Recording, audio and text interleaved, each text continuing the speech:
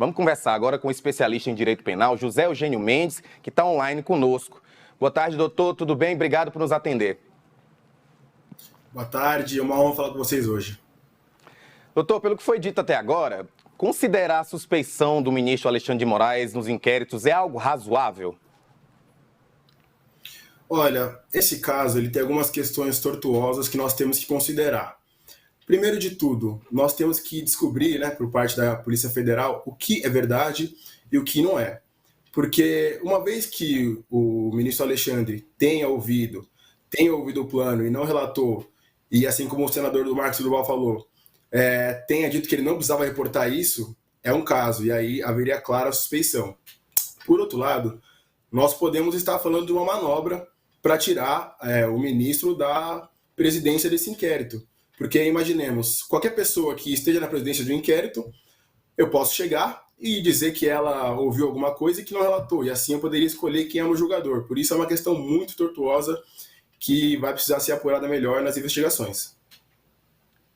O senhor acredita que Moraes poderia ter tomado uma medida mais efetiva, como mandar prender Marcos Duval ali mesmo, no momento da reunião?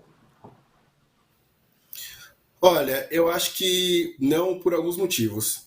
O primeiro de tudo, segundo o que relatou o senador em todas as versões, em nenhuma vez ele disse que ele falou para o ministro que ele próprio estava orquestrando esse plano. Ele disse que ele relata o plano de terceiros. Nesse caso, ele não seria o autor do delito e não teria como prendê-lo. E também é interessante lembrar que, como senador, ele só poderia ser preso por crimes inafiançáveis, que é o caso. Mas se ele fosse o autor. Então, acredito que a prisão dele pelo ministro não teria sido algo pertinente. E falando do papel do ex-presidente Bolsonaro nisso tudo, se realmente ele tiver tentado convencer Duval a fazer essa movimentação, que tipo de responsabilização ele pode sofrer? Olha, caso a Polícia Federal apure os fatos e venha a entender que o presidente Bolsonaro tentou fazer com que o ministro Duval tomasse essas ações, ele iria responder pelos crimes contra o Estado Democrático de Direito, que foram promulgados agora no ano passado, e mais precisamente ele poderia responder pela abolição violenta do Estado Democrático de Direito, que é o que ele teria tentado fazer ao destituir o governo que teria sido eleito regularmente. Como o senhor falou agora, o Marcos Duval, ele só relatou o caso, não disse que fazia parte, mas ele tem se enrolado em versões, em desmentidos. Ele corre o risco de ser denunciado, tanto no Senado quanto na Justiça, por conta desse discurso todo que ele está fazendo desde anteontem? Olha, diante das falas do senador Marcos Duval, surgem algumas possibilidades de responsabilização.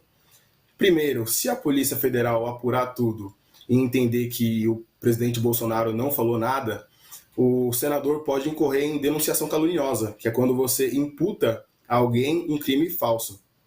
Por outro lado, se a Polícia Federal apurar os fatos e entender que o senador estava, sim, orquestrando um golpe de Estado, ele, assim como pode ser imputado ao ex-presidente Bolsonaro, pode vir responder por abolição violenta do Estado Democrático ou um dos outros crimes contra o Estado Democrático de Direito. Quanto à responsabilização dele no Senado, eu não acredito que ela seria viável, uma vez que ele já renunciou ao cargo. Então, eu acho que essa responsabilização poderia se dar mais no âmbito criminal. Mas ainda assim, ele poderia ser chamado para depor em uma eventual CPI que seja instituída para apurar esse caso. Doutor, o Daniel Silveira está preso por outro motivo, mas quando ele foi preso na casa dele foi encontrado mais de quase 300 mil reais em espécie, Ele está sendo acusado aí nesse imbróglio do Marcos Duval. O que é que pode acontecer com ele, já que ele já está preso? Ele pode ser acusado de outros crimes? Com certeza. Nós vimos que após a prisão dele, o seu advogado veio até a imprensa e falou que o dinheiro era lícito, que era proveniente do trabalho dele como parlamentar, e é possível provar caso isso seja verdade. Caso não seja, a Polícia Federal poderá investigá-lo e determinar se houve algum crime, se houve lavagem de dinheiro e por qual motivo ele tinha tanto dinheiro em sua residência.